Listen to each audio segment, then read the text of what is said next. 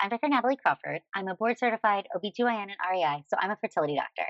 And today I want to break down for you everything it is that you need to know about trying to get pregnant or breastfeeding or fertility treatments or trying to not get pregnant when you're breastfeeding.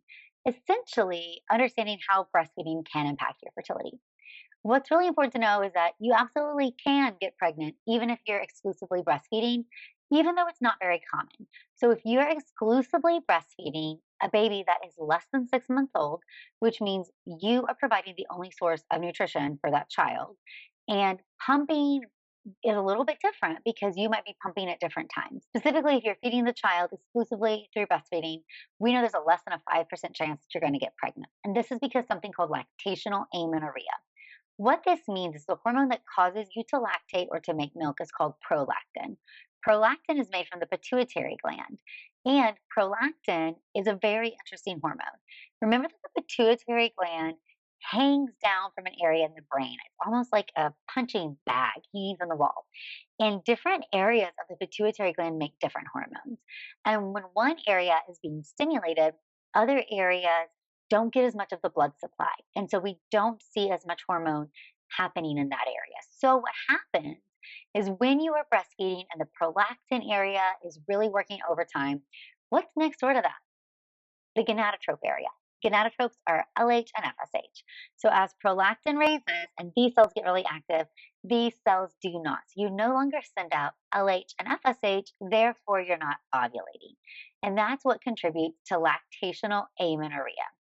What is so interesting is you can also have prolactin when you're not breastfeeding from a variety of other causes. Some of them can be from medication use, from the time of day that you exercise, from nipple stimulation. You can also have elevation of prolactin because you could have something called a prolactinoma, which is actually just a little tumor, a non cancerous tumor, but a tumor in that area of the pituitary gland that is causing oversecretion of prolactin. But when that happens, the same lactational amenorrhea occurs, and you might even notice breast discharge, but your period pattern is distinctly going to change. And there was a great study that showed that as your prolactin rose, your period had a very specific change in its regulatory pattern. So if a normal period is regular, predictable, coming every 4-ish weeks, when you had the first rise of prolactin, that first little bump, you started to see actually cycles that were closer together. And what's so interesting is that the luteal phase started to get shorter. So instead of your, for example, 28-day cycles, suddenly now your cycles are every 24 days. And that 4-day difference is happening out of the luteal phase. So instead of having a 14-day luteal phase, now you're having a 10-day. So having a luteal phase defect. If you've heard me talk about ovulation, we often think about ovulation as something that is yes, no.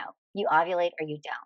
I actually view the world as you have stages of ovulatory dysfunction, and this prolactin example is such a good one to help you understand it. So, as your prolactin rises, first step, first stage of ovulatory dysfunction, a shortening of your luteal phase. Now, as your prolactin gets a little bit higher, suddenly now you're going to start to see longer cycles, spaced out cycles. It's taking you longer to get to ovulation. So now you see an irregular pattern. And as it gets even higher than that, you see absolute amenorrhea or lack of all periods. So we see this change through the ovulatory stages: regular, short with a short luteal, longer and irregular, and then absent as prolactin rises. And so when you're breastfeeding and your prolactin is living up here, what is happening is that constant suckling is causing a decrease in the release of FSH and LH to the point that you're not ovulating. So if you're not ovulating, you're not getting pregnant. There was a study done that showed that if you are feeding your baby, the baby suckling 3 times per day, that is probably enough to cause lactational amenorrhea or prevent ovulation in 95% of people.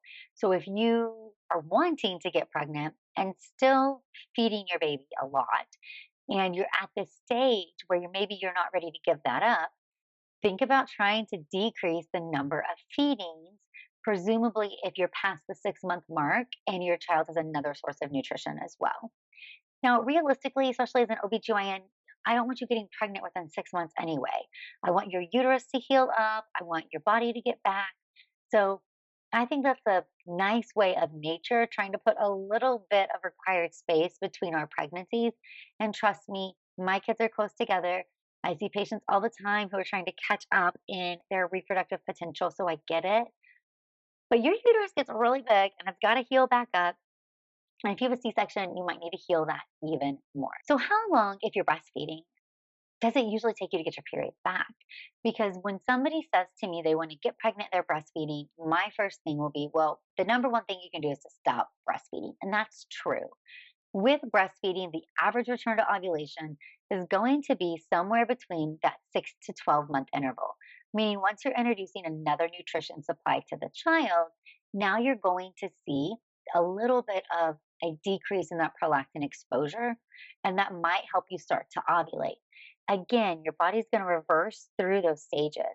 And even in that study, when they treated these people with cabergoline, which is a medication to decrease prolactin, we saw a reversal through those stages too before you got back to regularity. So even if you might ovulate, it might be irregular. You then might have short luteal phase. So it might take a while, and I would anticipate it would, to get back to that normal range. So is time to pregnancy and is infertility higher in people who are breastfeeding? Yes. Now, if you're doing fertility treatments, how do we feel about that? Clomid actually decreases prolactin. So if you're talking about Clomid or Clomid, IUI, and you're breastfeeding, most people are going to say no, because if you're wanting to breastfeed, we don't want that to now no longer be possible for you because of a medication we took. Also, some medications can be passed through breast milk and are not going to be great for your baby. We also know that prolactin, when it's higher, even if you're ovulating, can cause a thinning of the uterine lining. Does that increase the risk of an abnormal placenta or of a miscarriage or a failed implantation? That's a reason why when you're talking about IVF, so most people who are doing IVF won't do it while you're still breastfeeding. Most of the time, this is because of medication pass through into the breast milk, but also because a lot of the medications we use might stop some of your milk and you might not be ready for that.